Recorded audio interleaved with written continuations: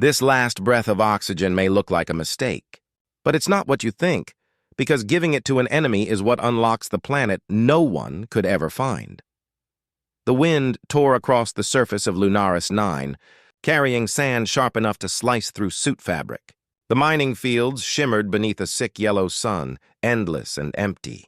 Elias, once an engineer, now a prisoner, dragged another oxygen crate toward the refinery gate. His gloves were torn, his hands raw, and every inhale tasted like metal dust. The monitors in his helmet blinked red.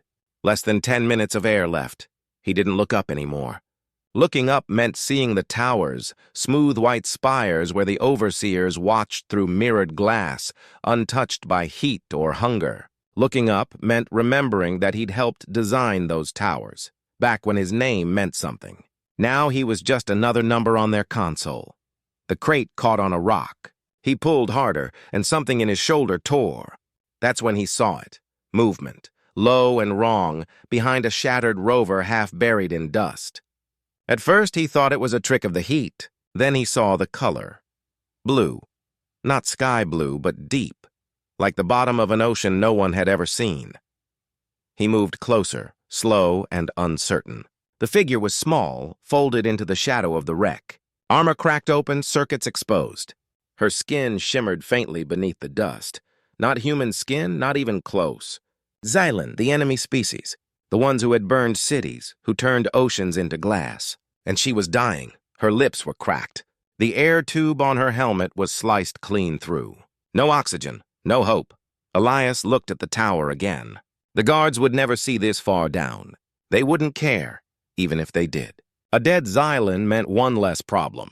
His oxygen monitor beeped again. 6 minutes left. He could make it back to the station if he didn't stop. But he stopped. He unclipped his reserve canister. He looked at it, at the little line of green light running down the side, then at her. He knelt, pressed the connector to her mask. The air hissed. Oxygen flowed. The monitor on her suit flickered from black to blue. Then her eyes snapped open. Not weak or grateful, but sharp, focused, angry. "You fool," she rasped, voice rough but clear. "You just killed yourself." Elias said nothing. His lungs burned. He felt the weight of every breath. And in that burning silence, something in the dust around them shifted, a sound like the planet itself exhaling. If Elias hadn't shared that last breath, he would have lived another day in chains. But because he did, the universe changed. The oxygen didn't just save her, it reactivated something inside her suit. A signal. A pulse of light that jumped across frequencies and vanished into the static above the clouds. Within minutes, alarms screamed through the camp. Drones rose from the towers like a swarm of insects. Overseers shouted orders, scanning for the source of the transmission. The guards thought it was sabotage. The prisoners thought it was another execution. Only Elias understood what had happened. He had shared air with a ghost from a war that never ended. And in doing so, he had given life to the one being who carried the coordinates of Erebus. The hidden planet everyone believed was lost. A world that held technology powerful enough to end the entire conflict. Now, his mercy had made him a traitor. The company branded him compromised. The coalition declared him dangerous. And the Xylan command? They wanted their lost soldier back, along with the man foolish enough to give her life again. If Elias hadn't shared his oxygen, he would have survived. But because he did, he unleashed the secret both species had tried to bury. If he can't keep her alive, and if she can't trust him, the hunters will find them both.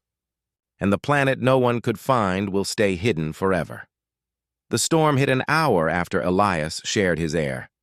It came without warning, a wall of dust rising like a living thing. The sky vanished behind copper-colored clouds. The ground trembled beneath every gust. Elias could barely see her. This alien, this stranger he'd just saved. Her armor sparked where it was cracked, the blue lights inside fading in and out. She tried to move, but her body wouldn't obey. He could hear her breathing now, slow, shallow, mechanical. He dragged her behind the wreck, using his last strength to shield her from the wind.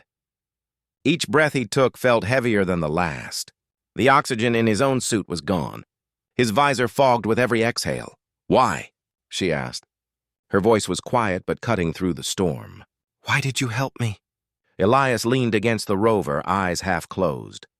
"Because you were dying." "You don't know me," she said. "You shouldn't care." He laughed once, a dry, broken sound. "Maybe that's why I still do." The storm buried them in red dust. Lightning crawled through the clouds. Then silence. Not the calm kind, but the heavy kind, the kind that makes your heartbeat sound too loud. When Elias opened his eyes again, she was standing. Her wounds were closed, the cracks in her armor sealed by some kind of living material. He blinked in disbelief. "You should be dead," he whispered. "So should you," she said, glancing at his cracked visor. "But here we are." He tried to stand, but his legs refused. The ground tilted under him. Before he fell, she caught him. Her hand was cold through his torn suit, but strong. From the distance, they both heard it, the sound of engines. Drones sweeping low, searchlights cutting through the storm. "They're coming for you," she said. "For us," he corrected. Her eyes narrowed. "There is no us." "Then why are you still here?" he asked. She didn't answer, not yet. But she didn't let go either. When the drones passed overhead, she pulled him into the shadows, covering his helmet with her armor plate to block the light. The machines drifted by, searching. Then they were gone. Elias looked at her through the cracked glass of his visor. "What's your name?" She hesitated like it was a dangerous thing to say. "Rhea. Rhea," he repeated. "Thank you." She gave him a sharp look. "Don't thank me. You saved me first. That makes us even." "Even?" he asked, voice weak. "For now," she said, and for the first time, the alien who had called him an idiot stayed close instead of walking away. Night came fast on Lunaris 9. The storms died, but the sky stayed red, as if the planet itself was bleeding. Elias and Rhea found shelter inside an old supply tunnel half buried under rock. The walls hummed faintly, powered by old mining batteries still alive beneath the sand. Elias sat against the wall, breathing in short, rough gasps. His oxygen tank was almost empty now. Rhea watched him without speaking. The dim light made her eyes shine like metal. "You shouldn't have helped me," she said quietly. "Your people will call you a traitor." "They already did," he said. "That's why I'm here." She tilted her head, studying him. "You were one of their engineers." "I built their systems," he said. "The ones that keep people like me trapped here?" She looked away. "Then we have both served monsters." A low vibration rolled through the tunnel, followed by a burst of static from the broken speaker on the wall. Then a voice, smooth, calm, and cold, filled the space. "Prisoner 4821, you've been very busy." Elias froze. He knew that voice. The warden, the overseer of the mining camps, the man who never shouted because he never needed to. Rhea reached for her weapon, but it was gone, taken when she was captured. "You helped an enemy soldier," the warden continued, voice echoing through every speaker in the tunnel. "And in return, she reactivated a beacon that hasn't spoken in 20 years. Tell me, Elias, what did you think would happen?" Elias looked around, searching for the source of the voice. "You're watching us." "I'm always watching," the warden said. "But this time I'm intrigued. The oxygen you shared carried more than air. It carried a signal, coordinates buried in her armor. You gave her life, and in doing so, you've revealed the key to a planet no one was meant to find." Rhea's eyes widened. "Erebus," the warden's voice darkened. "Yes, the lost world. The one your kind tried to hide from us. Tell me, Commander Rhea, how many died protecting that secret?" Rhea's face hardened. "Too many." "And now," the warden said softly, "because of a human's foolish act of mercy, the secret is open again. Congratulations, both of you. You've just made yourselves the most wanted beings in this system." The speakers went dead. Silence filled the tunnel thick and heavy. Elias looked at her. "Is it true? Is there a planet out there?" Rhea nodded. "Not just a planet, a weapon. A machine buried deep beneath its surface. It was built before the war, by both our species together. And then they hid it when the fighting began. Whoever finds it first controls everything." Elias leaned back, dizzy. "And my oxygen? Woke it up?" "Your oxygen carried the code," she said. The air in your tank was processed through Terran command filters. The machine recognized it. It thinks you're one of the creators. Elias stared at her, trying to process it. So what now? We run, she said. From the warden? He asked. From everyone, she replied. Outside, lights cut through the dust again, search drones sweeping the horizon. The hum of engines grew louder. Rhea pulled him to his feet. Can you walk? Barely. Then you'll crawl if you have to. The only way out is below. She led him deeper into the tunnel. The light faded behind them. The air grew colder, older. Somewhere in the dark, machinery started to hum. Elias glanced at her silhouette moving ahead of him, steady and sure. You said the machine was built by both our people, he said. Why hide something that could have ended the war? Rhea looked back. Because mercy scares everyone, Elias, even the ones who preach it. Then the tunnel opened into blackness, a vast underground chamber filled with silent machines buried in dust. At the far end, half buried under stone, stood a single structure that pulsed with faint blue light. Rhea whispered, We just found the gate. The gate was not just a door. It was a ship. Buried beneath the rocks and metal was a vessel shaped like a tear, black and smooth, its surface still humming after years of silence. The faint blue light running along its hull pulsed like a heartbeat. Elias stared at it in awe. This thing's alive! Rhea placed her hand on the hull. It's waiting. It knows someone came back. Behind them, a voice crackled through a broken intercom. Impressive, isn't it? It was the warden again, calm, patient, too confident. A relic of peace built by hands that learned only war. You can't take it, Rhea. You can't even power it up. Elias looked at her. Can you? She shook her head.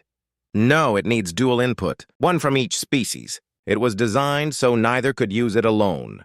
The warden laughed softly. Exactly. That's why it stayed buried. Because cooperation died long before either of you were born, Elias stepped forward. Maybe it didn't die. Maybe it just forgot how to breathe. He touched the hull beside her hand. The ship responded instantly. The pulse along its body quickened, lights flaring bright. The ground shook, dust falling from the ceiling like ash. What did you do? She shouted over the noise. Gave it air, Elias said. Same as before. The ship opened. A ramp slid down, silent and smooth. Inside, the light was clean and cold. The air smelled like rain. Rhea turned to him. If we step inside, there's no turning back. He smiled faintly. Wasn't planning to. They entered together. The controls lit up, half in human symbols, half in Xylan script. For a moment, neither of them spoke. Then Rhea took the pilot's seat. Can you fly it? He asked. I can try, she said. But we'll have company. Outside, the tunnel roared with engines.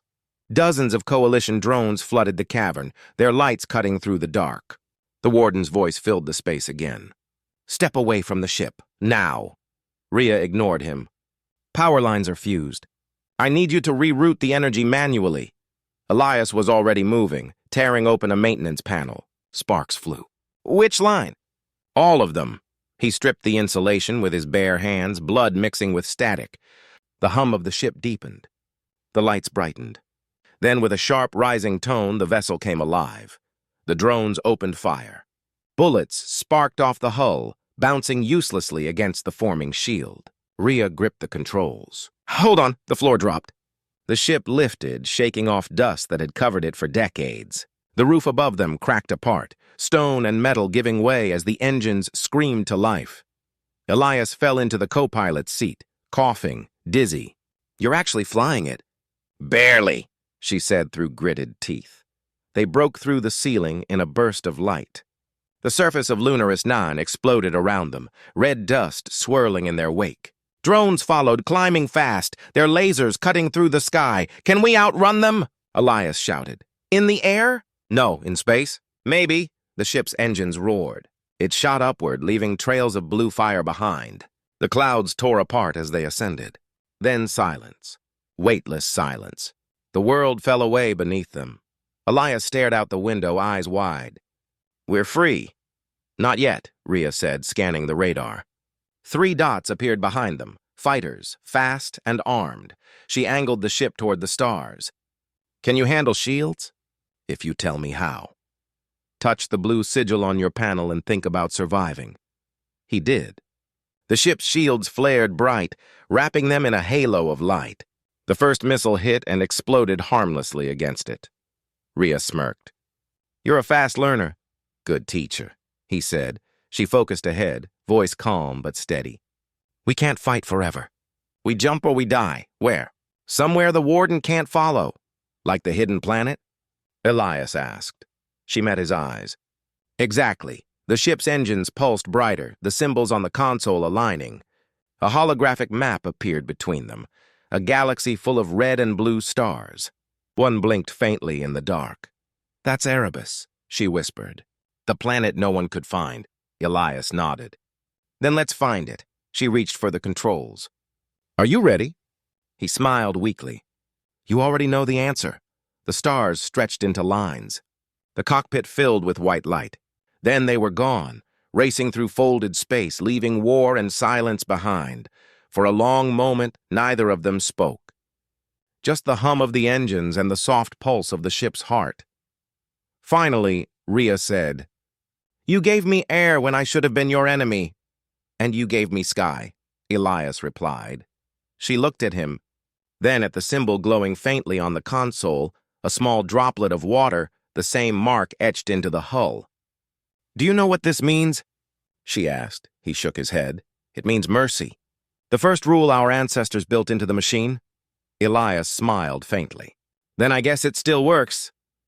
The ship drifted through the stars, leaving the dying world behind. Inside, two enemies shared the same breath, the same hope, and the same direction. For the first time, mercy wasn't a weakness. It was the way home.